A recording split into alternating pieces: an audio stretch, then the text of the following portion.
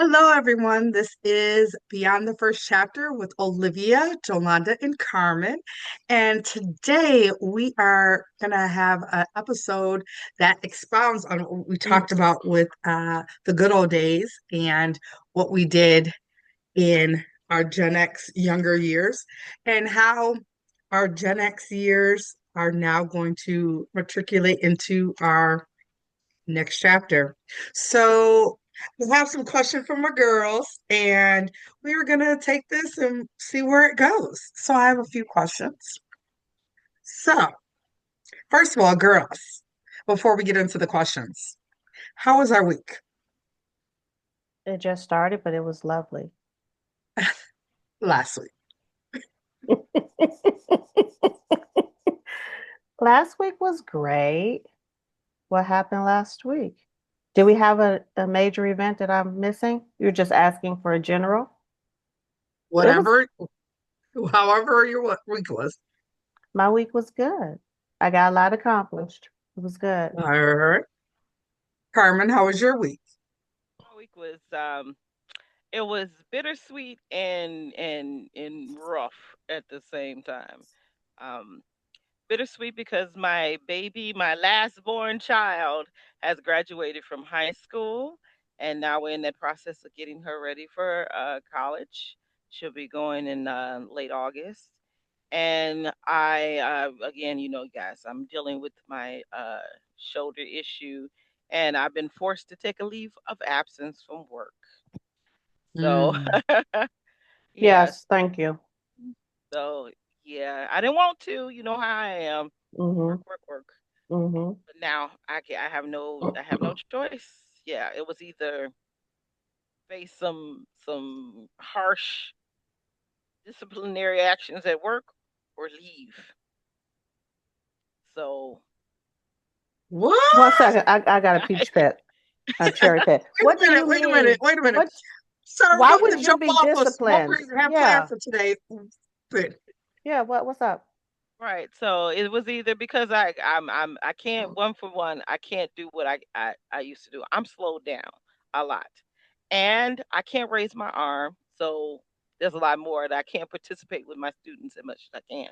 And I hurt constantly. I'm in 24-hour pain. I have Mm-hmm. been for 2 weeks straight. Mm-hmm. So some days I just cannot do it. I am in so much pain that I can't go to work because I can't. So I'm out of 6 days for what I mean. I was one whole week that I didn't go to work because 3 of the days I was in the hospital and 2 of the days I'm recovering from being in the hospital. So yeah, now they want to, I had to, prove that I was in the hospital. That's fair. And that's exactly. So yeah, so that was a disciplinary action. Anything more, I mean, anything if I do anything more, if I take another day off, there's going to be a disciplinary action against me. And I know that I'm going to be able to take it. I'm going from now to the end of the year. I'm going to end up having to take days off because I have to go to physical therapy and I have to do things. Yeah, I have no more days. So either take the leave or take the disciplinary action. So I have to Okay. take the leave. Oh, see, I was clapping because I was happy you were taking time off because, I've been an advocate of you taking time off for your injury, but not because you're being forced to in lieu of keeping your job. I think that's some BS. So, okay. Mm, So yeah, so again, so my week has been bittersweet, but then what I mean, that's kind of rough, but it is what it is. I've I've been taking the actions that I need to go ahead and take the leave. So here we are. oh, well, for me, my week has been it felt long, but it wasn't long. It's the end of the school year, so there's a lot of things I have to get done. Getting ready for Cume folders, which is the worst part Gee, I don't miss that. of the end I of the don't year. yeah, I don't miss that. Getting those things ready, printing out all of the stuff that I need to put and stuff the folders with. Also getting ready for like our end of the year activity that we do, which is our field day. So those are the things that I am getting ready for. So that was my week. So, wow, Carmen, you just like, Yeah, yeah. but it's okay. Everything happens for a reason, That part. I'm gonna be all right. and you're gonna be all right.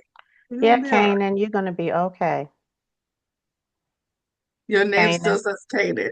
You know that every time you get on, it says Kanan. Why don't you all? You gotta remind me Because I that it just says. noticed. I just You all noticed. gotta remind me that it says that. All Let me get right. my So computer while back. Carmen is changing her name from Kanan to Carmen, I am going to start with a little like questions to see where we're at, and how our timeline of growing up in the Gen X generation um, manifested. So the first one is, and I'll put it out and then I'll start with Jolanda. What was your school experience like as a Gen X girl? Which school experience do we want? Uh, Elementary, oh, geez, preschool, Louise. high Jolanda school. is They were definitely, different. They College. were. They There were. was so four different start stages. Mm, start from elementary, and then we'll go around elementary, then we'll do high school, then we'll do college. Okay, can you repeat the question, please? What was your experience like as a Gen X girl, or even as an African American girl That's the during the Gen X? experience I can definitely give you, which is what I was going to defer to. Hmm. So I'm going to start at second grade because first grade I went to a black school. Second grade I started my education process with the non-skin folk, and it was okay. I went to a small private Lutheran school. Um, it was okay. You know, I had a little bit of, I'm not going to call it racism at that age. And I'm not calling it that because I didn't understand that to be what it was. So, a little bit of indifference, but it was nice because it was a small Christian school. We didn't have any more than 20 kids per classroom. So I got to really know my classmates, and I went through to eighth grade with the majority of them. And most of my teachers were pretty good. I'm really trying to think. I'll probably have to come back around and something will pop up, but I will say I had a pleasant experience, a pleasant overall experience. And as long as I did my work and did not act out in class and didn't have to come home and get a spanking, it was lovely. So that's my elementary. Once you guys start, something's going to pop up, but that's a real general question, so I'm giving a general answer. It was all right. Carmen, how was your experience as an African American girl in the Gen X K through 8? K through 8. Okay. So, um, I started off elementary school in a Catholic school setting until the third or no, till fourth grade. Um, and hey, Catholic school it was it was fine because it was an African American Catholic school, setting. So I was it was fine, it was different from everything else that I've ever, think I didn't know any better, put it like that, until the fifth grade when I had to transfer to public school. And that was like the eye-opening shocker that kids behaved the way they did. So that made me have to change the way I behave because I was, I may have been um uh the old soul, as people used to call me. I was the old soul because I had older parents, and Mhm. that I was, I had more common sense than most children had. So, um, when it came to public school and me having to change who I was and how I acted, yeah, it was a big thing. So now I became just the good little Carmen, who wasn't always that great. Let me just say that because I did have discipline problems in the first grade because of my mouth. And then after a while, I was like, oh, well, I don't care. I'm going to get in trouble. I'm going to get a whooping. It is what it is. I'm going to say what I'm going to say. I'm going to do what I'm going to do because, uh, but when I got into fifth grade in public school, yeah, for me all hell broke loose because I had to, now show people more than I could tell them, and so I Well, got we're in gonna get trouble a lot. into that. Yeah, so We'll you know, definitely get into that because you're that's right. definitely a question uh that I have also too. Yeah, so you know what I mean, and I was totally, I mean, my personality was totally different than these public school kids that I had never experienced for. I mean, and they were totally different from the neighborhood kids because again, me and my sister, we did not go to the public neighborhood public school. We went to out of the neighborhood Catholic school. So there was a big difference from, and you know, I had to make that distinction. Carolyn, my sister, who's 3 years older than me, she only had to go to public school for 1 year because she came in the eighth grade. Mm. So she didn't have to really make that, adjustment that I had to. I came in the fifth grade, so I had 3 more years to have to be in this setting to try to make the adjustment from being the good Catholic school girl to now having to be in the neighborhood. Wow. All right. So for me, myself, and I, my elementary K to 8 was, hmm, said indifferent. I'm gonna say it was racist. Um, I was the only raisin in the milk, as I like to say, from kinder all the way. Well, no, not let me not say kinder. From first grade all the way to eighth. Um, there came in an influx of other people of color, but it was different. Um, I went to Catholic school. I went to school with people from first grade all the way to eighth grade. So my dad actually went to the elementary school. So my dad actually knew some of the teachers prior and actually went to school with some of the parents of the children, which again, people were like, well, why are you here? Because my dad and my uncle were the only two raisins in the milk when they went. So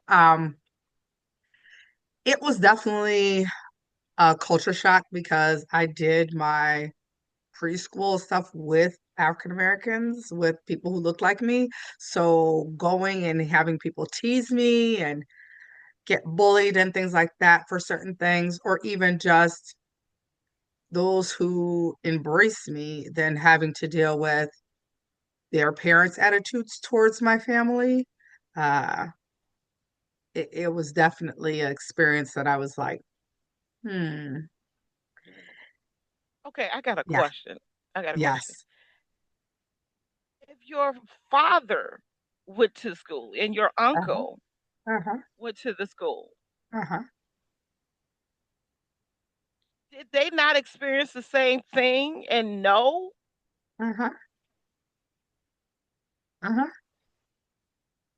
So, and then again, it's just a perpetuation of the racial stereotype. They taught their children to do the same thing. So now you're in school with them, and now they're treating you the same way they apparently treated the their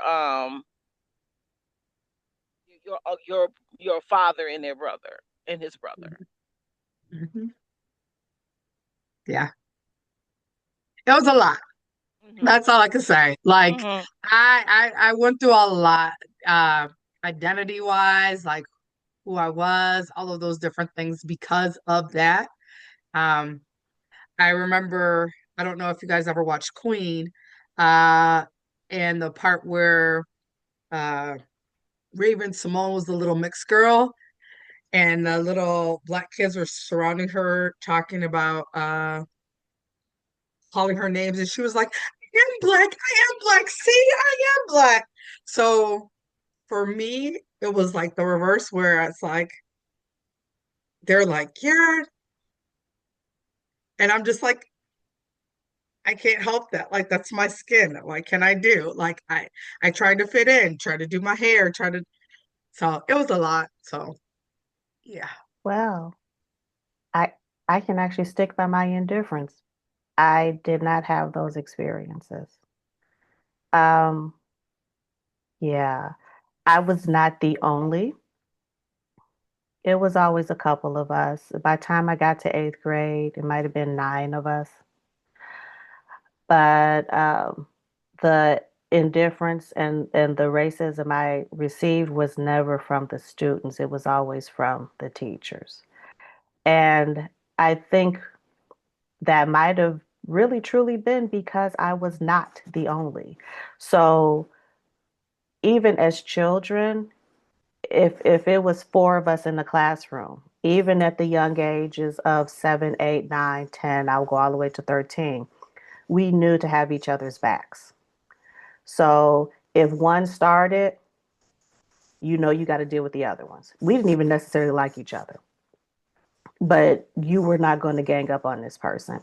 So because of that, I had multiracial friends. And like you said, the kids were fine. The parents didn't necessarily like it. So, and she was gone in eighth grade, so that would be a lie. Seventh grade. Um, yeah, seventh grade is when I had the fight with Christy. That was one of my besties, little white girl. We had been besties for a long time, for at least 3 years. And she is, what age are you there? 12? So she's 12. So she's starting to listen to other people now. So then she kind of got it. Actually, it wasn't with me. Let me not lie. I ended up having to step in. It was with another classmate of mine, another black girl. And she had said some things, and I heard, and I was like, you've never spoke to me like that at all. And we had another little girl that was in our little friend group, Natalie, another black girl. And we were both like, Christy. And so she kept on going. That little black girl held her own, so we didn't have to say much.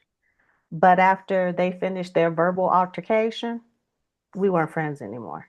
Because I said, oh, that's who you are. We can't be friends anymore. Uh, so that was a lesson I learned. So, but I had support. So my heart hurts for you because I know what I went through with support. So I can only imagine what you went through with no support. On. And like, again, all my racism, my true racism was from the adults. So in eighth grade, I don't even think my mother knows. I was put on in school suspension for something I didn't do. And I spent the whole day in a storage room with nothing to do. I was just on in school suspension. But because I'm an only child and I have such a great imagination, I was cool. I got a pen and paper because I'm in a storage area. It was a big storage room. I got pen and construction paper and I spent the whole day entertaining myself. So what was done to break me made me stronger because you didn't know that I had an amazing imagination and I know how to entertain myself. Um, and because I enjoyed myself, I did not even feel a need to go home and say, hey, mommy, this is what happened to me. I was just like, whatever. I only got to deal with these people for a few more months and I never have to see them again. Again, it was the adults, never the kids. Because even my classmates was like, she didn't do anything. Why did you have to do that? So I'm sorry, Olivia. It's okay. Yeah. It's okay. Yeah, I really didn't That's know that you were that's why the we're having these only one. conversations. I did not know that you were the only Yeah, one. I was never the only until high school. And at that time, I had fortitude. So I was able to deal better. But as a young child, that is damaging. That's I was the hard. only one. And then the ones that were older than me, like there was another a boy in eighth grade. There was one in eighth grade. There was one in seventh grade, two in sixth grade.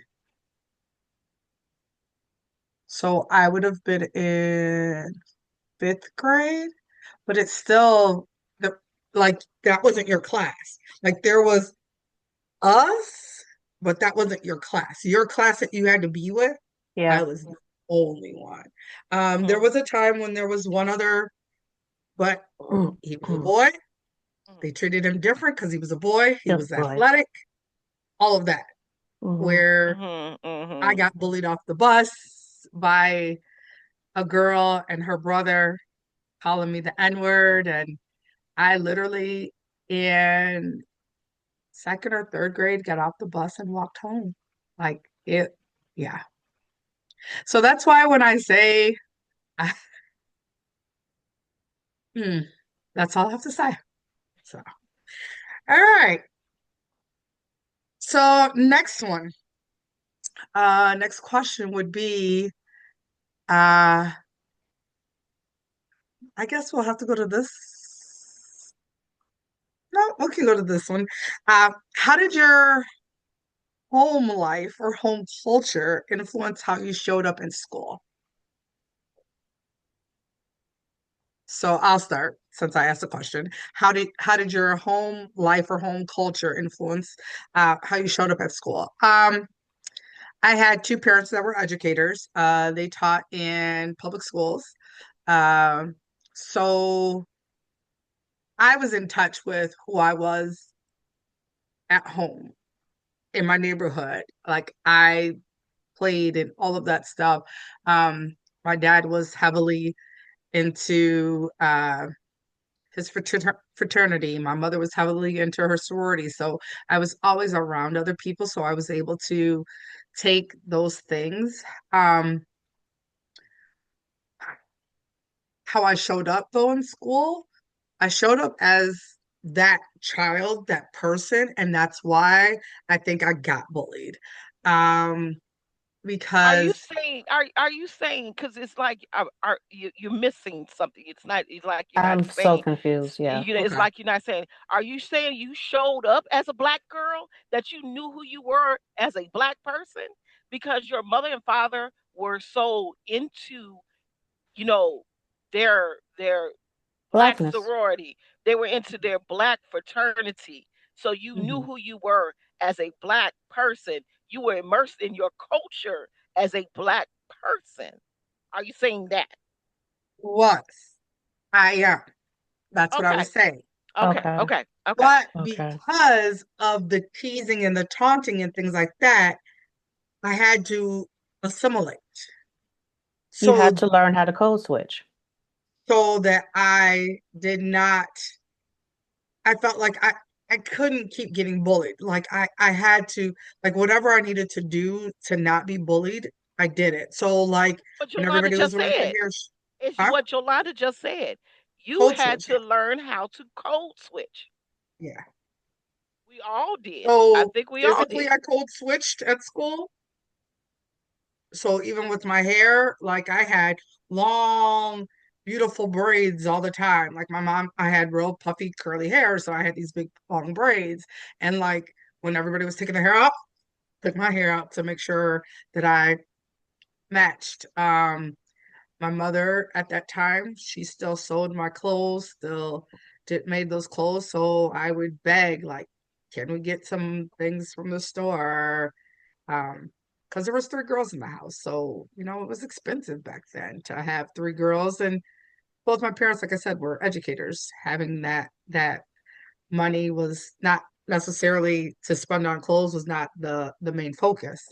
Um, so making sure that I begged for the Duran Duran shoes, begged for the Michael Jackson jacket, like just so I could fit in. So yeah, code switching, which was one of my questions. Uh, I did physically, not just verbally, but physically, verbally, and then just uh would it be culturally? Yeah, I culturally code switched to too because uh I was trying to fit in with what was going on at my school. Hmm. Okay. Who would like to go next? I'll go. Um, Believe it or not, I was more accepted at school than in my home life in my neighborhood. Mm. So I never code switched like drastically. I was just who I was as a elementary school kid. High school, I started learning about really having to code switch. But as a younger kid, I was just Yolanda. Um, but like I said, I grew up on the south side of Chicago. Most of the children in my neighborhood who I had grown up with went to public schools. They did not have to interact with other races unless it was the weekend or maybe some of their activities happen with other races or you go and you do things in the city. So they were used to just being with their own. I was used to being with everybody. But so that means I spoke differently.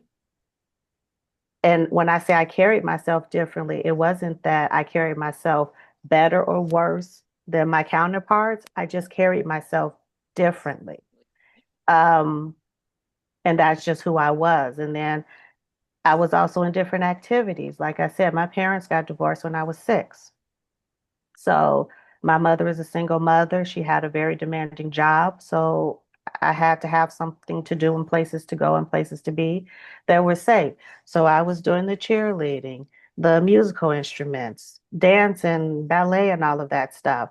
So my neighborhood kids never really got to see me too much because I was always gone. And when I was around, I'm not speaking like you. I have different interests. Like I've loved classical music since at least third grade because I was immersed in it.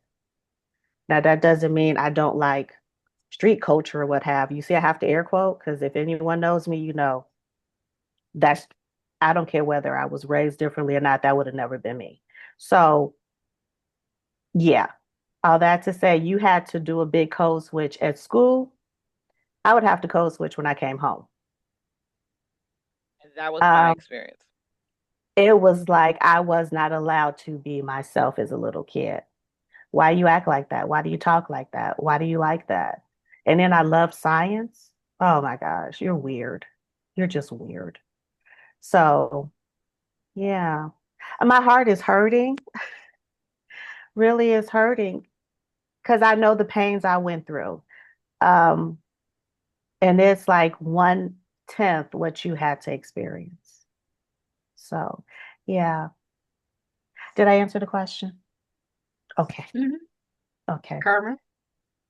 And then my experience is pretty much like how Jolanda was. I had to code switch when I got home. Well, I mean, in there, but I had to switch it In the the opposite neighborhood. direction in the neighborhood. I had to act more street or try to act more street because it was really hard for me to do that because I I was brought up with two older parents. My parents, everybody thought was my grandparents. They were so much older than everybody else's parents. So I was not the kid that hung out in the street. I was the kid that was looking at everybody playing in the street from inside because I wasn't allowed to go outside because it wasn't safe. Mhm. So we couldn't. So I played with my sister inside, and me and my sister got sick of each other. Okay, so the only playmate I had was Jolanda when she wasn't in some activity and could come over and play with me. So when we were allowed to go outside, we weren't allowed to go any further than the tip of our driveway. Yeah. And So like you was yeah, talking about Duran Duran, I love Duran Duran, but I don't know what a Duran Duran shoe is. And I never right. could have the trendy clothes. I never Oh, dress trendy. we never dress. I dressed like a little old church lady because guess who my mother was? I did too. You know what I'm Yeah, I saying? My have. mother was a little old church lady. So I dressed like that and we tried to ask for the trendy stuff, but we Oh, got what we yeah. got. You know what I'm Yeah, saying? you We get got what you what get. you But got what you I didn't got. even know they existed. I'm not even gonna front. Like Remember Coming to America? Nope, that's a lie. Where Eddie Murphy had the red pill hat. Yeah, What was that? kufi. It was I'm Raw? right. Hmm. Was was it that kufi Raw? That kufi hats? Well, they I could don't know be. what it Raw was. or Beverly Hills Cop. Beverly Hills Cop, one of It looked like, those. yeah. Hmm. My mother thought it was cute, and she bought that hat for me. I had no idea what it just red hat. Like that was the first time people were like, "Oh, I like what you got on." Like, oh, okay, thank you. I didn't know it Actually, came from actually, TV. Jolanda didn't know that she was more trendy than what she is. Her mother did actually dress her a little. She dressed preppy and very cute. Yeah, but I So, was a doll. yeah, I exactly. wore what she wanted me to wear. I know, but she was very cute Okay, all the time. She was. I was neat. Yeah, I ain't gonna lie, Yeah, I was neat. she was. She was. I mean, I think we both were. You know, what I mean, we weren't raggedy and we didn't have hand me downs. We just didn't have the latest and the greatest. You know what I'm saying? Yeah, That all the other kids were wearing. We just didn't yeah. have any of that. But our parents did keep us neat, clean, and we did have clothes. Well, we did. You know, my mother didn't sew, so she did buy clothes Yeah, from the mine didn't store. sew either. You know, so we did have that. But I did have. You know, I was considered weird because I didn't talk like everybody else. I didn't like the same things everybody else liked. You know what I mean? I liked musical theater and I liked,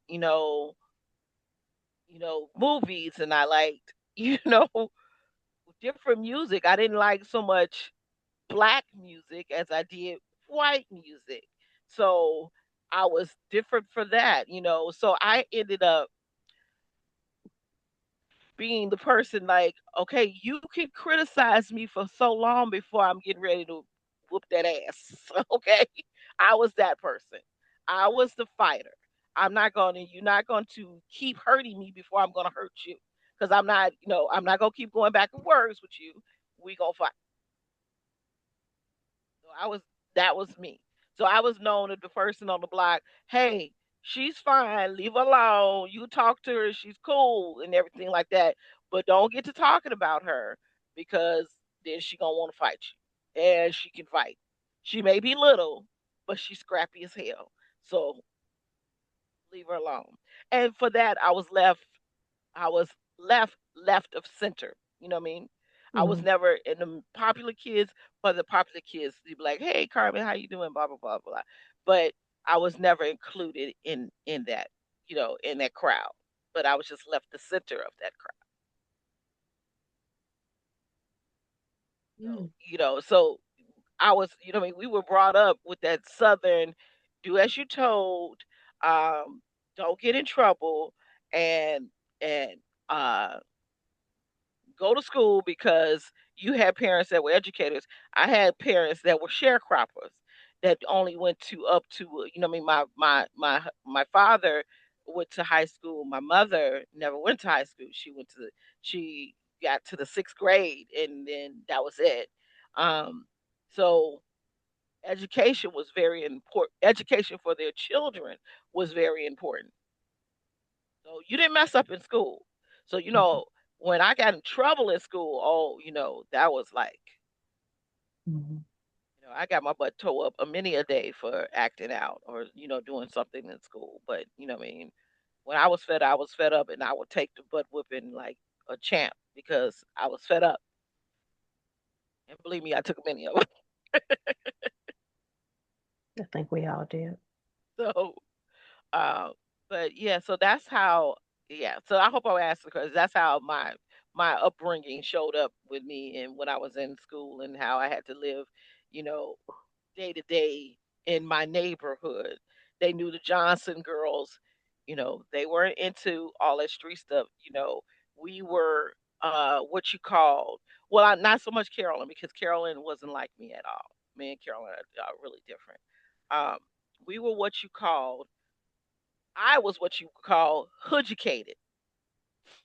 And I'm gonna shout out to Michael Scott of Life Branded for coining that phrase of hoodjucated. Hoodjucated is knowing all about the hood, but not being involved in it. Hmm. So yeah, I had to learn about what was going around in my hood, what's going around me, Hmm. but I was never in it. I was never involved in it. I have a question. And Carmen, thank you for that because it made my wheel start turning. I'm going to go a little bit off center if that's okay, ladies. So with this, the educated, I like that term. I can say I lived in a neighborhood where the young men that I grew up with, we may have had 5 girls on the block. It was mostly boys. And the majority of the boys on my block became part of the gangsters' disciples. To the left and the right of me, growing up, were 2 kingpin drug dealers. These are things I didn't understand as a kid because they were nice and no one brought their work home. So I found out when people went to jail or when there was a raid. Okay. So if you ever came to my neighborhood that I grew up, you would have never thought it. Very manicured, very neat. Most people go to work. And back then, the gang members really didn't take their crap home. They respected home. So I only knew that they weren't my playmates, but we'll call them playmates just because of age. And I grew up with them. I knew what they were doing in their lifestyle because they would tell me, or I've always been quiet, but I would sit on my porch and watch. So I got to see certain things. So I've never heard that term, educated. So I did get to see things. I actually had, Carmen was there. My neighbor, Chris, this was in high school, came over and offered us crack. Um, Literally came, sat on the porch, said, "Hey, I want to show you guys something." And opened up the little foil, and it was a little crack rock. And Carmen and I looked at each other, and we went in the house. Um, so life could have gone differently for me had I made some different choices. One of my really close friends, I don't know that she's here today because of the choices she made growing up. However, with that in mind, Olivia, did you have any experiences where you ended up being educated, where you had an opportunity or saw things happening as a Oh yeah. child and I just made mean, that where I decision? live, yeah. So where I lived, I lived in my block was actually more multicultural. Well, it wasn't multicultural. It was only two colors on the block. Okay. What? So one, two, the two on the uh left side of us were Caucasian, and then there was a black family. Then there was another family that was Caucasian next to them. Then the other whole side um was black. So, and everybody knows everybody. So after a while, um, like people around the block started coming to our block once we got older. So I definitely was educated. And then I also was able to get educated by going to my parents' school and Mm, seeing what was going on there because my parents would bring us to school all the time. Um, so I got to see a different side to what my parents had to deal with at school. So that's why they were so strict on us because of what they saw at school. So, and I got to see that. And I think, and it's a testament to my parents. Like, my parents were mom and dad to some kids who didn't have mom and dads. mm, During that time, crack, like you guys said, crack became real popular. So there was a lot of crack babies. There were a lot of strung out mothers. So there were kids who didn't mm, have moms and dads because they were, in and out of jail or someone got killed or like any of that stuff. So my parents had to deal with that. And like I said, my dad was so in and mom were so into saving the black culture because that's where they came from. Like my mom's from New York. She was into the whole dance and all of that stuff, but she was always the only black girl at boarding school, all that stuff. And you would think my mom's 40-20, she is. But when it came to who she was as an African American, who she was as a West Indian woman, and all of that, it came through us and into her classroom. My dad, even though mom and grandma did maid work and things like that. His mother went to college, was the AKA. Like she did a lot of stuff. She taught different languages. Like, so my family was always about the culture, so I got to see that.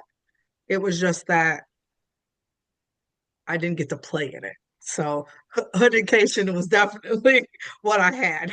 I got to see it, but definitely didn't play in it. Yeah, it was that you knew about it, you just didn't participate. You were not in it. You were just you knew it, and you knew how What to to do and what not. not to do. You know what I mean? You knew how not to do it, and there were Yep. people around you who knew that you were not a player. You know what I'm saying? And they didn't want you to be a player.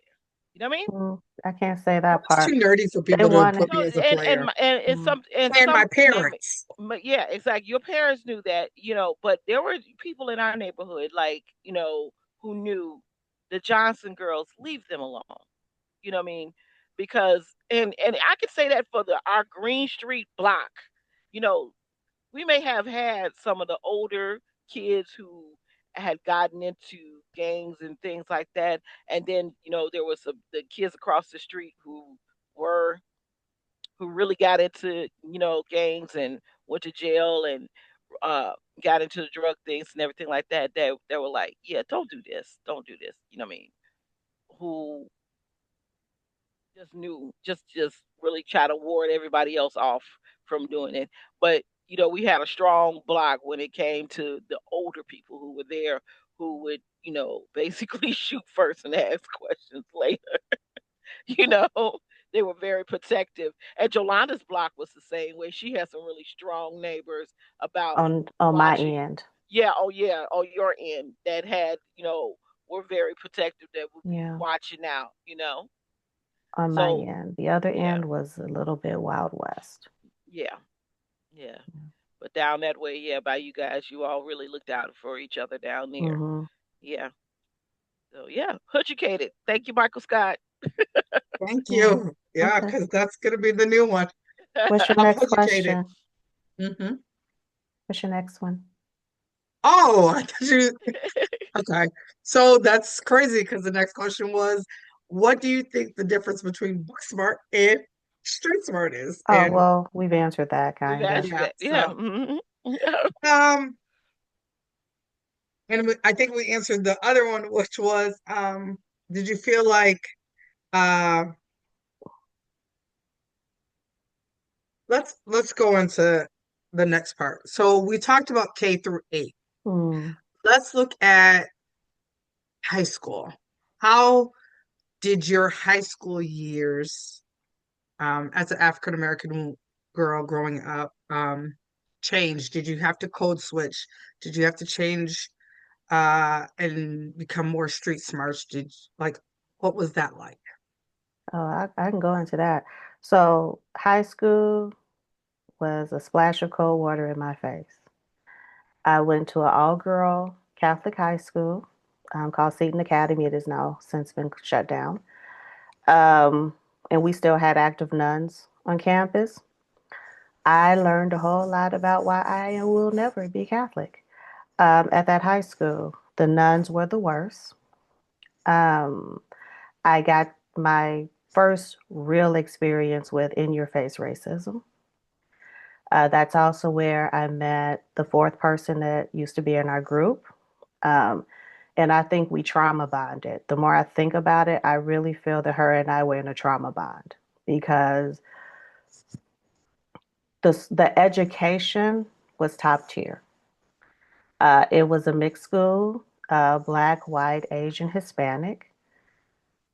More white, then black would be the next demographic, followed by Hispanic or Latinx, whatever you would call them nowadays, followed by Asian. We didn't have any Middle Easterns or anything like that at the time. Um, but a good mixture. The girls were pretty good. Never had any problems with other students. We never had race issues, at least not in my group. Okay. And my group was the outcast group. We were the quiet girls. We were the weirdos. So in my group of weirdos, we had everybody had two Asians, a couple of black girls, a couple of white girls. Um, we trauma bonded in freshman year, and we stayed together to senior year. Um, yeah, that high school was difficult. High school for me was when I realized my mother is a strong. I hate the term strong black woman because I feel that it has been used in a derogatory manner. But if you use it for upliftment, that's when I really truly realized my mother, with her little annoying short behind, will fight for me, like fight for me. So freshman year was fine. Um, I don't really have many complaints about it because I was used to the indifference from the other school. As long as I kept my head down, did my work, didn't matter. Sophomore year is when it kind of started. I had a teacher, history, Mr. Halverson. I don't remember his first name, white bastard, and had him in history class. And if anyone, again, these two will attest, I don't keep anything. I am not the record keeper. Olivia keeps everything. She can go pull up her first grade report card right now. I don't do that. You put it in my hand. If it's not important to me, it goes in the garbage. I don't care. So remember this, I keep nothing. Something said in that class, you might want to keep all your homework assignments and your test papers. So I did. We get to midterms. He said I had a C. I was like, okay, if that's what you say, I'll work harder, you know. We get to the end of the year, he failed me and said that I had never turned in homework assignments and that I failed tests. Remember, I keep everything now. So first, when my mother went to pick up my report card, because back then your parents went in person to pick up your report cards, especially at private schools. I don't know public, but your parent came in. It wasn't no, I lost my report card in the mail bull crap. So she came home and I was about to get torn a new one. And I'm like, no, I shouldn't have a F. Maybe a C, but I really think a B or a A. So she listened to me and I was like, I have all of my papers. I pulled out everything from my folder and was like, look, and it's graded.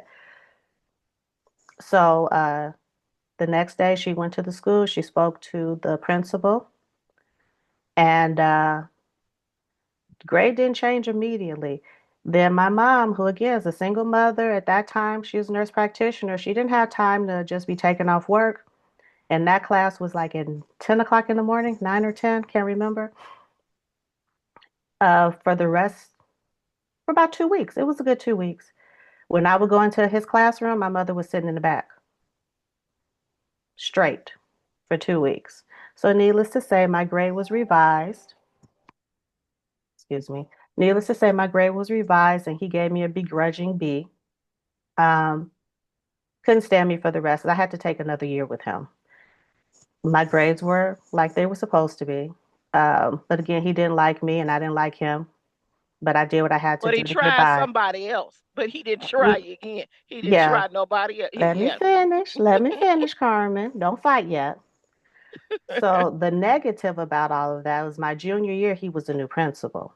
Oh no. Yeah, but he never messed with me again, but he did try with other girls. Mm. And parents had to be called and come up and get on them because, Catholic high school, you used to have the fingertip rule. So when you stand up straight, your skirt had to come beyond your fingertips. Yeah. Well, we know that. So try to get girls on that and send them home and things like that. So he stopped when a couple of dads came up. And it, if you don't know anything about a man of color who loves his little girl, don't have Keep him walking take with off him. work to come up. It's not going to be Keep messing pleasant. with this girl. So that was that. And then, you know, other teachers were fine. You do your work, keep your head down, shut up. You're fine. Junior year, yes. Junior year, I had a nun. I can't remember her name, Sister Bitchhead. I don't know her name. I'm sure she's dead and suffering. But I had her for uh, Can't remember the class, but I needed physics. So I knew I wanted to go into pre med. You had to have physics in order to be accepted. And she knew this because I had meetings with my counselor. My counselor told her that this is what I needed. And at that time, my best friend in high school, Erica, also needed physics. And she looked us in our face and said, I don't care what you need. We were together, by the way, because we would do stuff together. Told you we were trauma bonded. Um, you're not getting in my class. And I said, but I need it. And she said, I don't care because the decision is mine. I went home and was like, Mommy, Carmi, Sister Carmi. I said, Sister Carmi said I can't get into class, so you know I need it in order to go to college. I don't know what happened, but I got in that class. Erica didn't fight. She just said okay and ended up changing her major for college in the whole nine. So my senior year, I was in her class and I did not eat lunch for the whole year. It was three black girls in her class. Two seniors, me, Stephanie, and the junior, can't remember the junior's name. We didn't eat lunch for the entire year because we had to use our lunch period to go in the physics classroom, huddle up, go over the lessons, go over any experiments to make sure everything was tip top, or else we would have all flunked. And we got begrudging C's, begrudging C's. So that's why I said it was like cold water in the face. Because I'm like, what? I've never experienced this before just because of who I am. I can't change who I am. And you're supposed to be this woman of God and you're worse than other people. I could accept it from Halverson. He's just a man. You're supposed to be a woman of God. And I'm at this school where they're telling me how great God is. I'm like, well, you don't serve the same God I serve. So that was my high school experience. Oh, yeah. And what was the whole question about high school? I forgot some of it. What was the question? How was your experience as an African American girl in your in during that Gen X time? I Okay, mean, well then that's it. Because then Gen I X. had I had other issues with the neighborhood, but that wasn't because I was black. That's just because I was scared of boys. So, you know, that's different. I was so scared of boys. I would walk around the other way to not have to see a boy. And these are people I grew up with. If they were at the end of the block, I would take the long way and go around the other way. I was like, I can't see the boys. Yeah. So go ahead. Carmen, what about you? High school for me was so again, I ended up transferring in the middle of my high school career. So I went to a all black high school my first 2 years of school. So freshman and sophomore year, I went to Julian, and there was a lot of even though it was still good. You know what I mean? I was um an ugly duckling. Put it like that. I was always considered. I was the ugly kid. I was the ugly girl. You know, but I'll tell you what my mother told me that changed the way I felt about my outward appearance.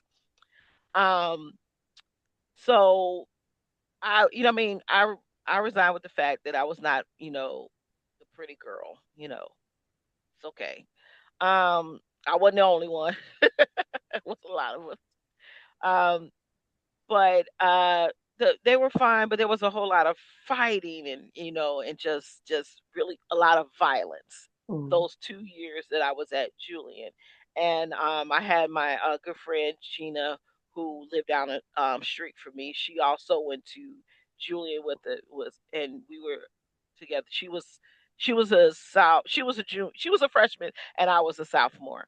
And that year that my sophomore year, when there was a big fight, and it was like they were fighting all over the school. It was ridiculous. There were police everywhere and everything. I were able to get to a payphone. Remember payphones? mm-hmm, We were able to get to a payphone, and Gina called her dad, and I was on the phone big. I was like, "If Mr. Jackson, if you come get Gina, please don't leave me. Please don't. I can't get my parents on the phone. Please don't leave me. Please don't leave me here." And Mr. Jackson got to the school, and he was like, "I'm taking her, and I'm taking Carmen Johnson too. I'm getting these kids out of the school right now." So he was able to, get me. Apparently, he had gotten my parent before he got into the school. He was able to contact my parent. He said, "I'm gonna go get the girls." So he got us out of school, and I think That was on a Thursday or Friday. We didn't go to school the next day. I remember that. And by that Monday, neither one of us went to Julie anymore. Mm. So she ended up going to uh, she ended up going to a Catholic school, and I ended up going to Joan. It was Jones Commercial then. Now it's Jones College Prep, and they only accepted um, juniors and seniors. So so yeah, I think that was at the end of the school year. So yeah, so we didn't go back to school. I think that was the end. That was it. Um, so I ended up going to Jones, and when I went to Jones, that was the beginning of me being more me than I have in like all of elementary school and the first part of being. I was able to be more me because then I was with more than just my skin folk, and I Carmen, learned more. Huh? what did your mother say to help you change your perspective? Oh, that I never had to be the prettiest girl in the room because beauty fades. Always be the most attractive. And there is a difference. And there's a big difference. Okay. And that's what I've always been. When I walk in a room, I am the most attractive. Well, depending on your company. Yeah. Not not Oh not Lord, not she necessarily. she throwing herself in there. That's why. Oh no, That's why I winked at her. I You am know, I'm just I messing. I'm strive just messing. always strive to be the most attractive person. Right. And that's the reason why people say to me like, "Oh, let's go to Carmen's house." That's always fun there. I don't know because people have always been attracted to me, and that's what changed my perspective.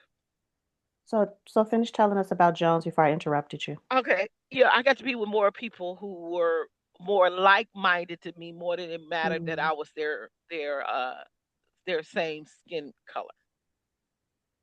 Even though that they were what I mean, it was I think it was like 2% Caucasian, 49, 48% um uh Hispanic, and the rest black. Okay. So it was it was really, it was really fun. You know what I mean? It was so free and fun, and I did a lot. You know what I mean? And I was able to experience a lot, and the teachers were nice. The teachers, what I mean, were really down to earth. I could always remember, my gym teacher who always would tell me, "It's like, I just need you to pass the class. I know you ain't gonna need none of this." He was like, "I know you ain't gonna need none of this. You'll do business, better in typing class than you have this." And then my typing teacher would tell me, was the hardest person on me ever. She was like, "You need to learn to do this. You can do this." Because what I mean, I thought I was not gonna graduate because I couldn't type past 35 words a minute. And then it was a business school, Jones College. It was Jones Metropolitan High School of Business and Commerce. That's what it was called then. Now it's Jones College Prep. Before then, it was Jones Commercial. So we had to wear business attire to school, at least 2-inch heels. We could wear flat shoes. What I mean? We had that thing where our skirts, dresses had to be at a certain length below your fingertips and things like that. We had grooming checks and things. We had to walk into the courtyard of our building with a hat on. Those, those were the type of things we had as a business school. So I had to, you had to type a certain amount of words per minute to graduate. And man, you had to type at least 45 words a minute, and I could only type 35. Man, did I was stressing. I was stressing to type 45 words a minute. But I did experience a lot, me being able to go out, and I was able to dance, and I love to dance. I was able to, experience going out to dance publicly. I was able to go out and public speak. I was able to do um, mock trials and things like this. So it was high school at Jones Commercial, George Jones, well, Jones Commercial at Jones was great for me. Okay. Wow. So you found yourself. That's good. Um, What let's about see. you, Olivia? Little Olivia. I went to another Catholic high school. Um, and we wore uniforms. We had to do the whole, thing like that. One thing that was good is that there were more African American students and then people of color who went to the school because our school was like in the middle of Lake County. So like everybody could go there. You just would have to find your own way there. So I would take the public bus there. We'd go, and I was able to meet a lot of people who went to school where my dad taught, and my mom taught, who came. People from, so there was three major cities on the lake shore where African Americans usually were, which was Zion, Waukegan, or Chicago. So there were a lot of us who came from there. There were also some other kids, Caucasian and Hispanic, who actually came from the side of Lake County, who went to that side of Lake County to the school. So um, I was able to be around more people that looked like me, which was good, but I hate God, I hate that I am this girl.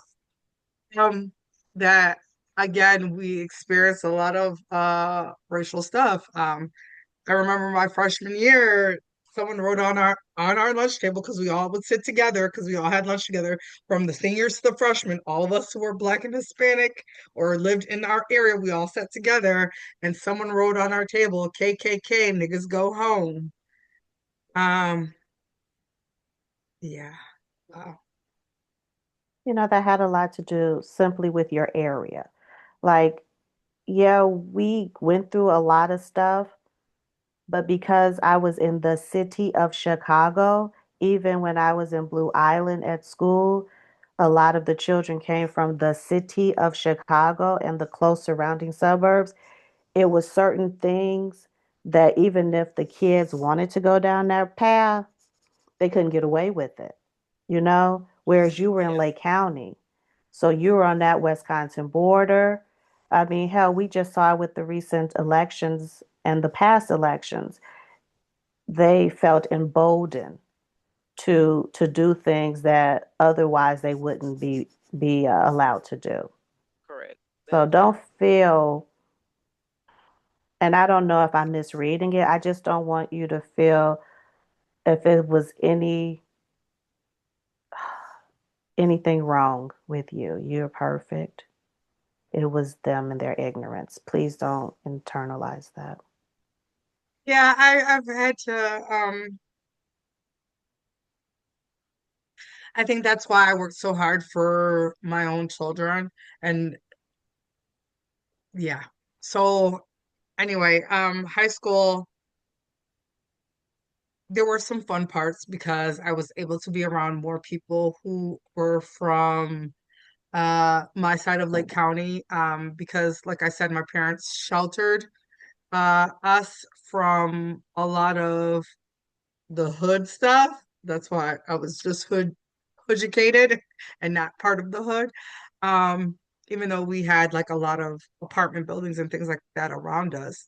Um, so that was fun. Education wise, that was good. I will never She forget this froze. man, Mr. Rosberg. Yeah, I Um, thought it was me.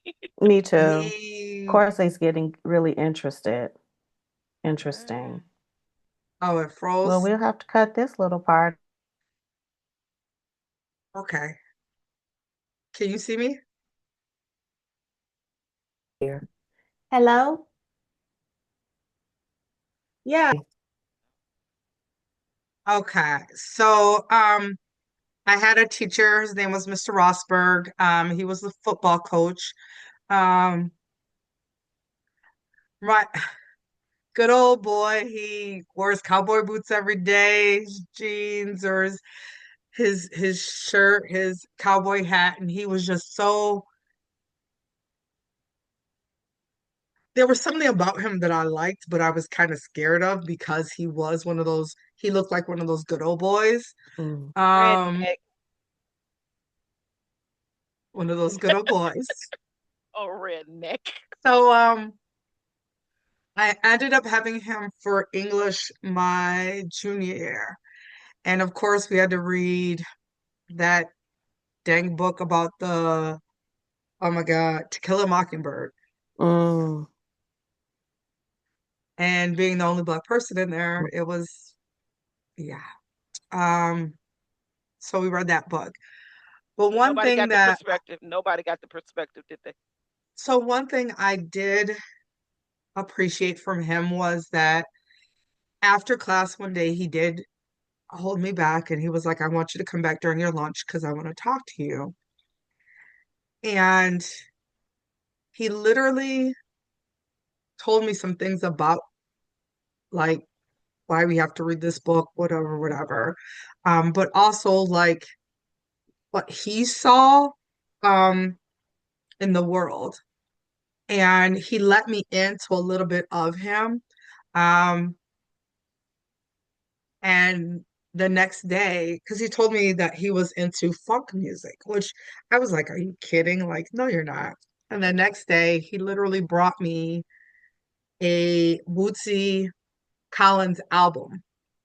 Oh And he wow. was like, Olivia, I want you to listen to this. Now, my dad, he had that, but he was like, I want you to listen to this. And I want you to listen to this one song. This one song, when I was in college and I heard it, it made me just be like, what I was taught, what things around me, they're not true. You have to get to know everybody for who they are.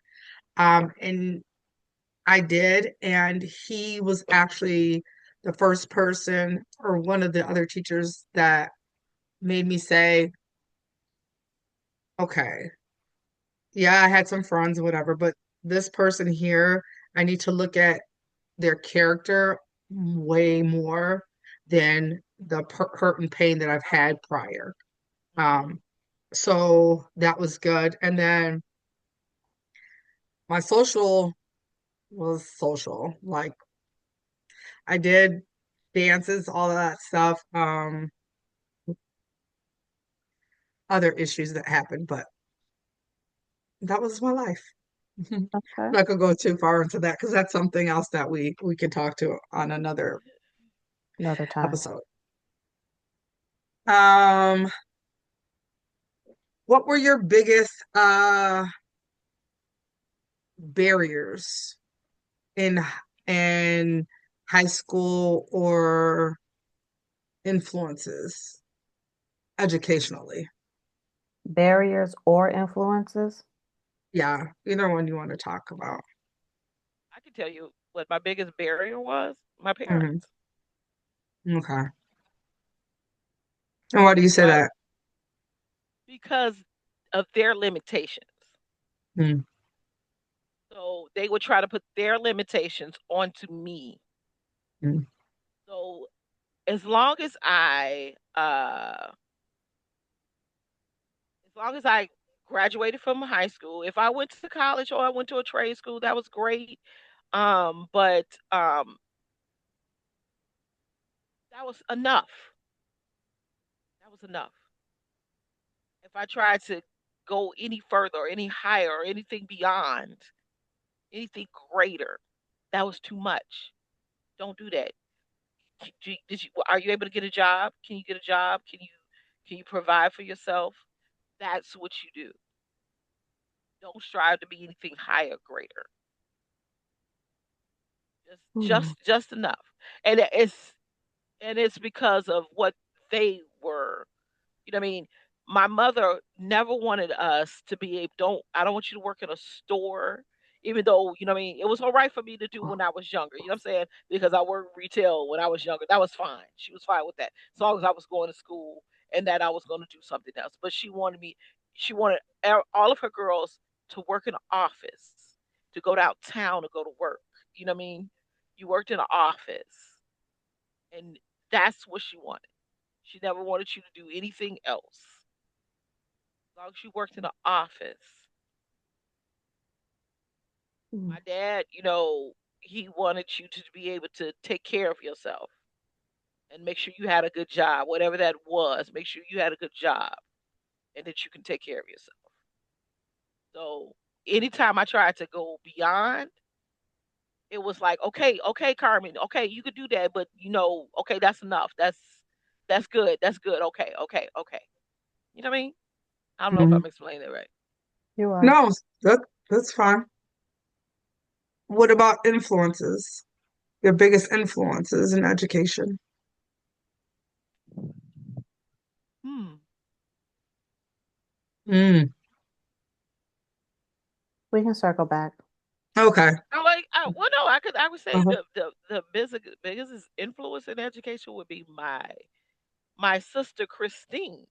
Hmm. I can see that. Yeah, she was always the one that wanted you to go to school, wanted to push Yeah. you to go to college. Hmm. Yeah, my sister Christine was my biggest influence. Yeah. Yolanda, what about you? Your biggest influence or your biggest barrier? For both. Me. I was my biggest influence and I was my biggest barrier. And I know that sounds weird. No, it So, doesn't. No, it doesn't. um, my mother was abused. Uh, not hell, it was probably physical too, and she would not tell me that because she knows I have a deep hatred for those who wronged her, but definitely psychologically. So education was her way out. She worked very hard, uh, decided not to stay in an unhappy marriage. And when she divorced my father, she soared. So I watched that. But I also watched it from the eyes of not just a woman, like becoming a woman, but as a child who was the only child to a mother who worked very hard, who did a lot, who gave me a lot. And so my goal in life was to please her and make her happy because I have said it. I've taken care of my mother. She would deny it, but she doesn't understand what I mean. I've taken care of my mother since I can remember anything. My goal in life was to make her happy. I did not want her to be unhappy, which is why I was scared of boys because I was like, "Oh, I can't get involved with that because my mother wouldn't be happy." Oh, I have to make sure I go to every activity and I have to excel at everything because that would make my mother happy because she works hard. I watch her work. Like I taught myself to cook and clean to please my mother. I excelled at writing and all of that to please my mother. So, in that way, I was my biggest influence because I wanted to make her happy. And I knew that going beyond her would make her happy. But my need to please her was also my biggest obstacle because I never got to discover me. I only did what would make her happy. So, yes, I have I had a great childhood. I really did. But it could have been so much more if I allowed myself to explore and be a real child. If in high school I allowed myself to have high school angst and do all of the little foolish things you're supposed to do in high school. Like, for example, oh, no, too much. And no, nothing. No example. Because we got people who watch this and I can't be telling all the business. So I'll just say I would be out with my friends, especially in high school, and my friends would be engaging in fun activities that might not be the best activities. And I would always sit back and say, mm-mm, not me. I'm not going to judge you. And I never judged. I don't judge you. And I'm going to keep my mouth shut, which is why I'm keeping my mouth shut and being vague. Uh, but I'm not going to do it because I ain't getting in trouble. there's no way that woman would ever found out anything I was doing. It was just that it wasn't even a fear of like, people would say I had the fear of God from my parents. I, I never cared what other people thought, only her.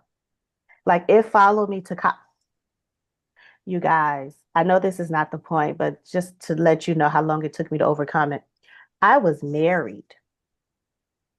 I was in the bed with my husband on a Saturday morning, and my mother called my house. I answered the phone, and I was like, shh, be quiet, it's my mother. And he was like, we married. What are you What are you what are you talking about? Like, that's how ingrained her doing? acceptance and her being happy with me was. It took a long time to get over that. So yes, me, I would normally have said it was my mom, but it wasn't her. It was me. It was me. Okay, next. That was a good So one. I funny was because I was gonna say the same thing. My biggest were me No, and well, my influence could be my mom and dad, but my biggest barrier was myself. I so much wanted to be my own person. Um, and you guys heard a little bit about how like I school and growing up and whatever, but like I wanted to be my own person so bad that sometimes I picked things and I did things that weren't always the best thing for me. Um, for example, dating. Jolanda was like, I was like, bring on the boys. Let's see what happens. Let's see if dating is something for me. There was a specific person that I was dating, um, and I literally was going to give up everything, going to college, like everything for this one person. Um, because I felt like I'm gonna choose my own path and I didn't want to have to constantly do what my parents said because I like Jolanda and Carmen, I literally did everything my parents told me. Like I didn't date till I was 16. The first date I went out on, like I like he wanted a kiss. Like I was like, nope, nope, I can't do like um wow, just this brings up so much stuff. Just knowing that I could disappoint my dad. It wasn't really my mom, it was my dad. And for me, it was because of the fact that my dad chose me versus him being my biological dad.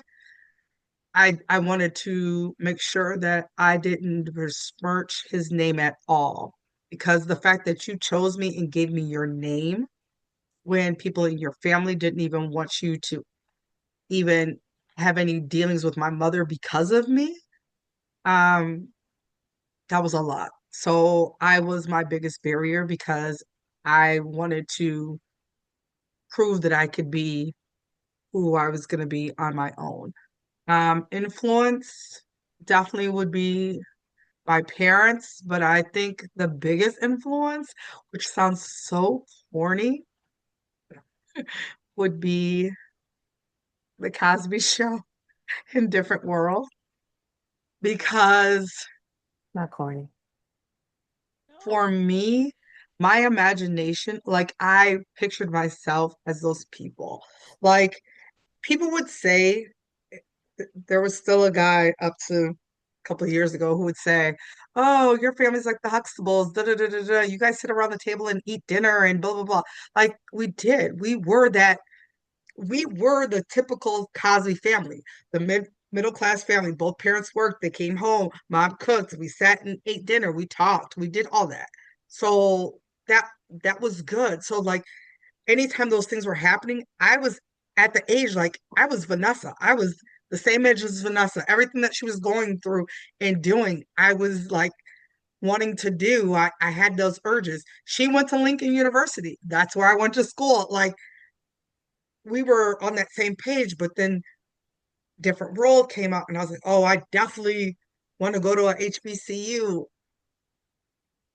I college, I just thought was college. But when I saw different world, I was like, oh, I want to go to HBCU. I wanted this and that. And it because my parents didn't go to HBCU, even though they're Greek, they didn't. But the influences for me definitely would be my parents, but it was Different World Cosby Show. So for all of you in the comments, let me know because I know you guys are going to be like, why is she talking about that? And then my biggest barrier was myself, Mm. trying to break free out of the cocoon that I was in and spread my wings. So, I can understand that barrier with anybody you else saying. want to add to that or I can understand you saying that that biggest barrier would be yourself. You know what I mean? Because Carmen, again, speak up just a little bit. can you hear me? Okay, now. Hmm. Yeah, I can understand you saying that that biggest barrier would be yourself. Because I could possibly say the same thing because we were those parents pleasers. You know what I mean? We really wanted to make sure that our parents were proud of us and that we were doing exactly what they said. But I didn't want to do what my you know what I mean? You wanted to be your own person. You really felt that deep down. When when did I want to when did I get to be my own person? When did I get to stop uh people pleasing? I stopped people pleasing at 37.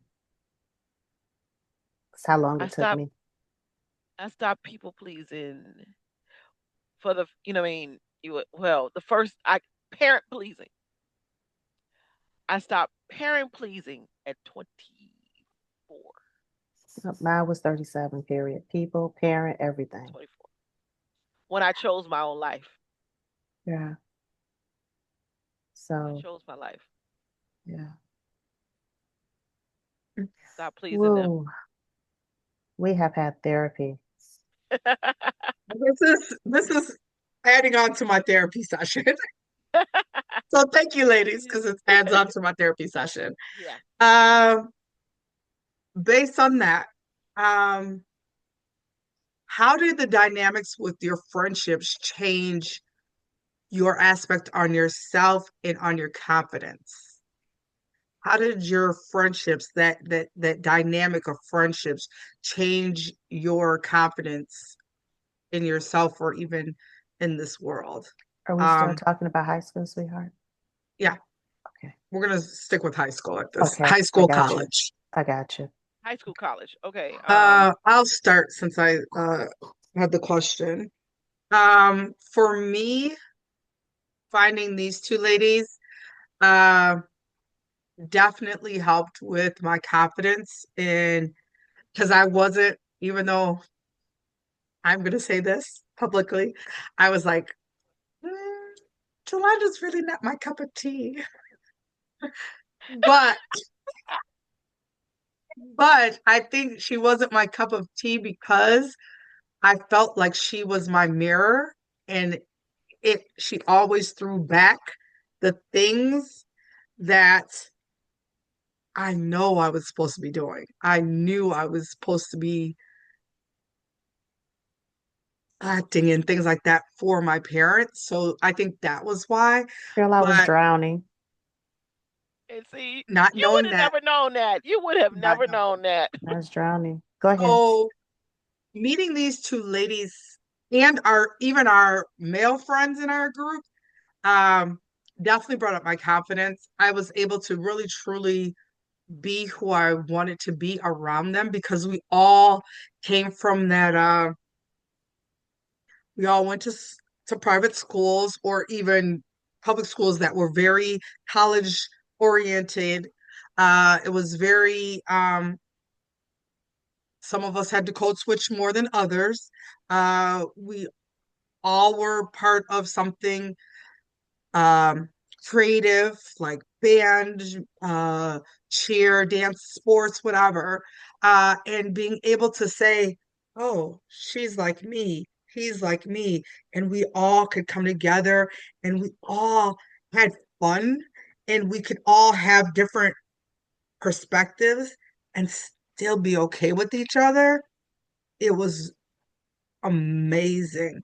So my confidence was boosted being around these two ladies and even the other one who's not here in our friend group anymore, and the guys that we also hung out with. Mm, that's sweet. Now for college, different thing.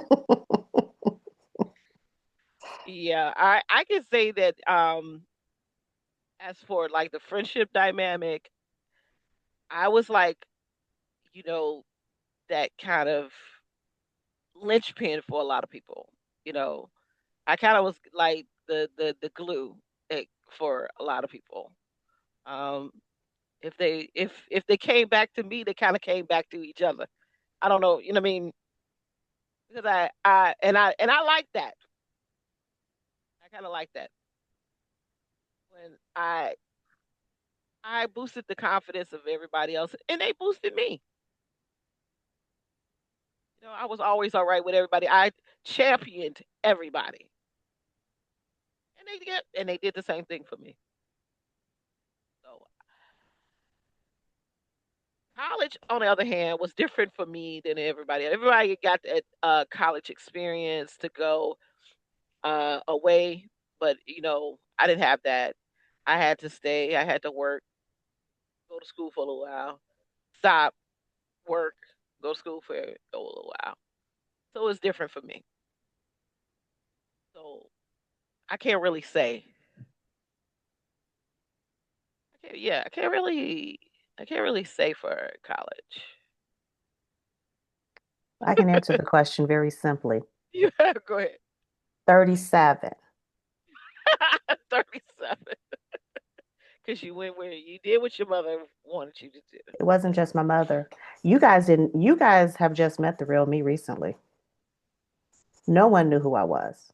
I knew who I was, but I didn't show who I was because I wanted to make sure that it wasn't even that you liked me. I didn't care if you liked me or not. I just wanted you to be happy. So I did what my mother wanted me to do to make her happy.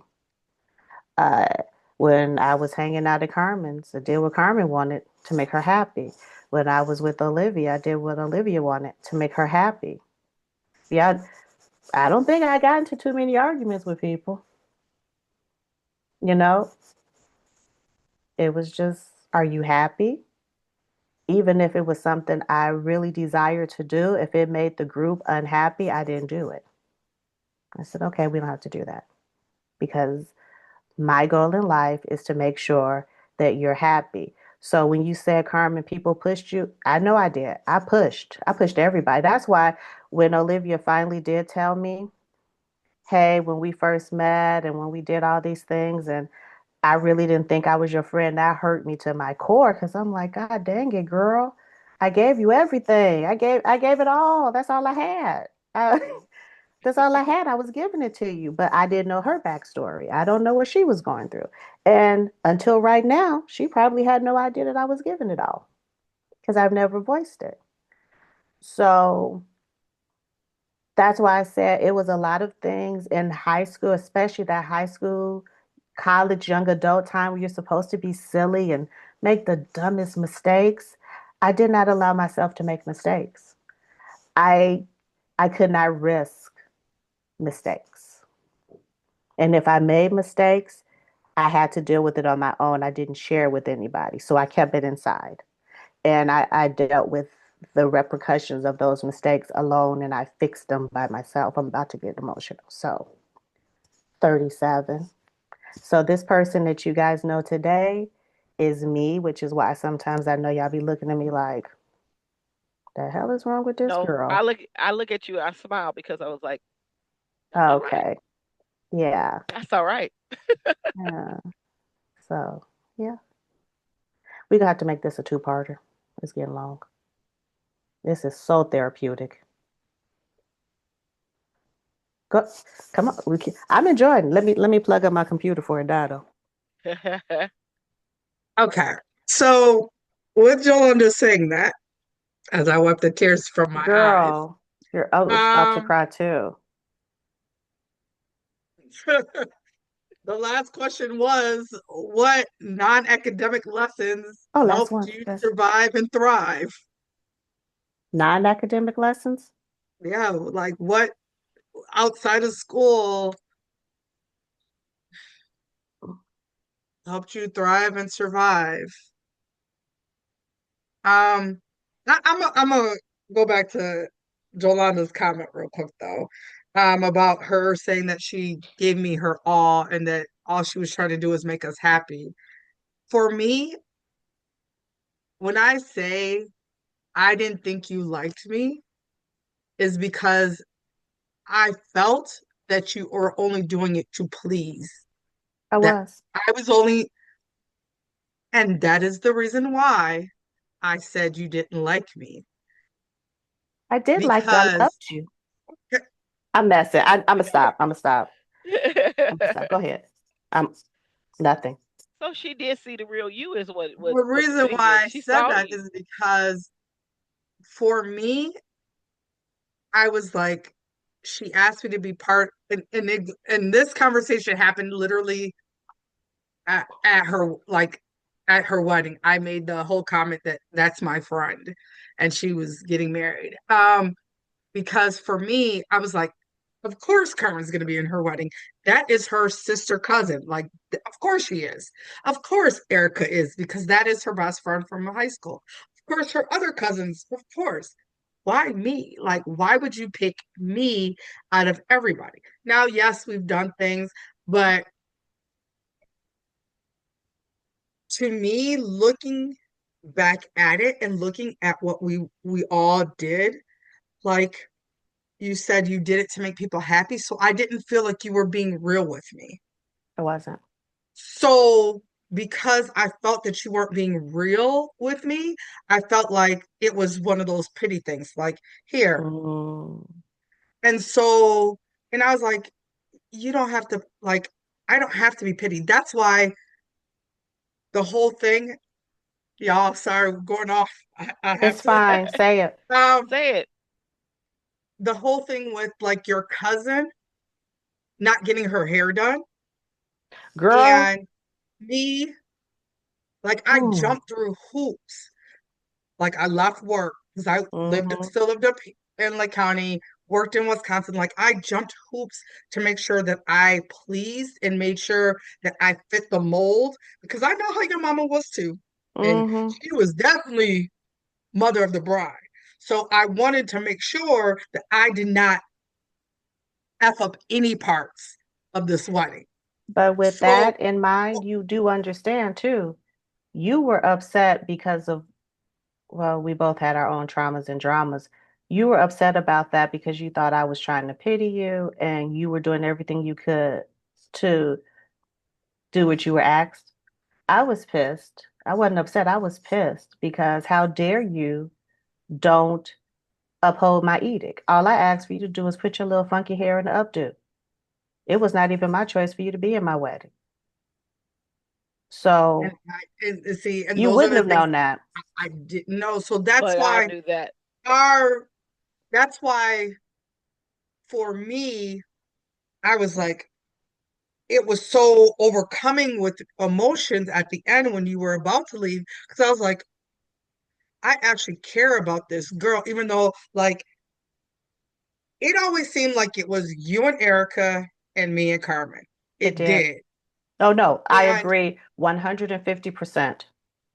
and so that's why it was so hard to like understand like and I think it goes back to my childhood and growing up with like having to code switch and all of that stuff and being at certain schools and all that stuff because it was like I never had friends who saw who I was. Hmm. So because I didn't have friends who saw who I was, I always had to, no matter where I went, I made sure I put on Olivia, the Olivia that my parents So we raised, were the doing the Olivia same thing. Huh? We were We were doing the doing the same same thing. thing. And I when know. you, and it's just so funny because you were like, Carmen has said it concerning you seeing me. Hey, she saw the real you. And I know I made the statement that I would do things to make people happy. But remember, my previous statement was if you didn't like me, I didn't care. I only tried to please those that I cared for. So if you, if I didn't care for you or have any type of hard emotion to you, you didn't exist. Now, regardless of my people pleasing for my entire life, if you don't exist, you don't exist. And I Oh, wouldn't I know care. that. I I wouldn't know that. care about you. It was like, Hmm. I don't care. I don't care if you live or die. But I wanted to make, I didn't. I Oh, couldn't I because know. I take on emotions too much. So I can't take all that on. So Right. I wanted to make you happy. I saw the hurt in your eyes. Yes, it was definitely you and Carmen, me and Erica, but I think it was more of, it was four of us. So that's just how it ended up. But Hmm. when I was with you, it was you and me. When Hmm. I'm with Carmen, it's you and me and Carmen, excuse me, not you. It's me and Carmen. So it just happened the dynamic of Erica and I appearing and seeming closer, but that's because we spent 5 days a week together. Told you we was trauma bonded at school. We was in almost every class together. We rode Hmm. the bus together. We hung out on the weekends together. Hmm. Like Hmm. Hmm. Hmm. we was together. So that's why you would definitely not miss that dynamic. With you, you were coming into the group. You came into the group more so through Joseph. Hmm. At that time, Carmen was dating Hans. That's his buddy. They went to school together. They were together 5 days a week. They were in weekend activities together. So you're going to be closer with Carmen because as the two girls, you guys were there together. So that's how that happened. That's why when And we in saw more in each other.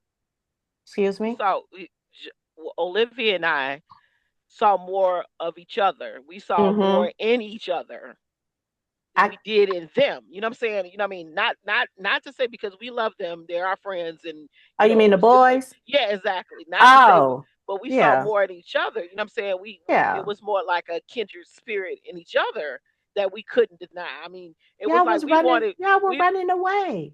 we Like, were. do you have to understand I'm even put Erica in this. I'm gonna speak for her.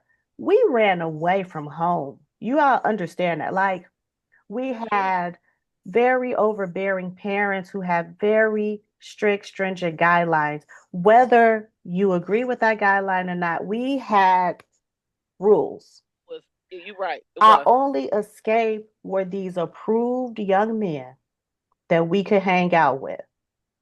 Oh, say it again. Approved. Approved. They were approved. Approved. Approved young men. We were running away, and it's no slight on our parents. They did the best they Oh could. no, no, not at It's all. no slight on the guys, because hell, they were in the same thing that we were in, because we were approved young ladies. Yes. So we did our little dirt, and I can definitely air quote because that wasn't no dirt. We didn't did nothing. And we were all escaping. We were all trying to discover ourselves without the thumbs of our parents up on us. So I think that's why 35, 40 years later, we can still call them up and say, hey, what's going on with your family? How you doing? And feel safe to have a brother-sister relationship with these now grown-ass men with children Wives and because, children. huh? Wives and children. Well, I said family. So we can do that and it's not weird and strange because we all have that in common. You know, we Hmm. were all trying to find ourselves under a lot of scrutiny. And that didn't even go with the outside scrutiny of us all being young Black kids. True.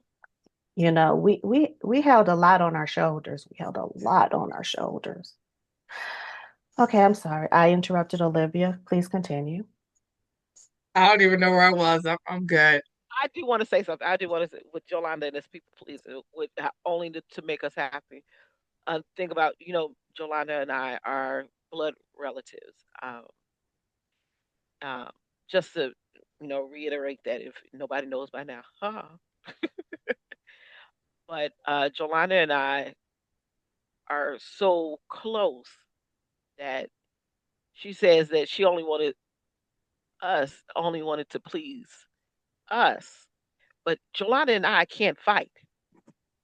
Yes, we can. It It don't work. I tried. don't work. I just don't It talk to don't you work. because it don't. Yeah, It's just we like, can't talk to each other because we yeah, can't fight. we don't. Because if we ever, can recall two fights that we ever had that lasted all of 10 seconds before we ended up a pile in the floor, crying, hugging each other. It only lasts 10 seconds. That's true. Yolanda is the only person I cannot argue with.